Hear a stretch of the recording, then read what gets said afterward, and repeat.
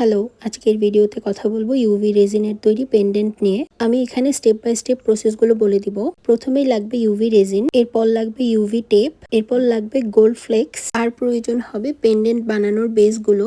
এই বেসগুলো আপনারা বিভিন্ন অনলাইন পেজ বা নিউ মার্কেটে পেয়ে যাবেন। এখানে আমি কাস্টমারের রিকোয়ারমেন্ট অনুযায়ী একটা বেস চুজ করে নিয়েছি।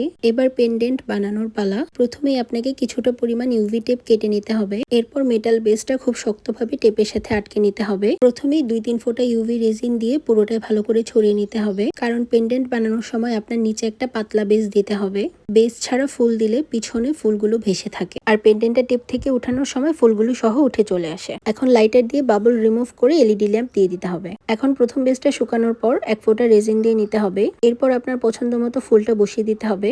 এখানে ফুল কিভাবে বসাবেন, কি দিবেন, এটা সম্পূর্ণ আপনার ইচ্ছা। আপনার যেটা ভালো লাগে আপনি সেটাই ব্যবহার করতে পারেন। এখানে কাস্টমার আমাকে নিজের মতো বানাতে বলেছিলেন, তাই আমি নিচের দিকটাতে ফুল পাতা আর উপরের দিকটাতে পুরোটা গোল্ড ফ্লেক ব্যবহার করেছি। গোল্ড ফ্লেক দেওয়া শেষ হলে এই পার্টটা আবার একটু এলইডি ল্যাম্প দিয়ে শুকিয়ে নিতে হবে।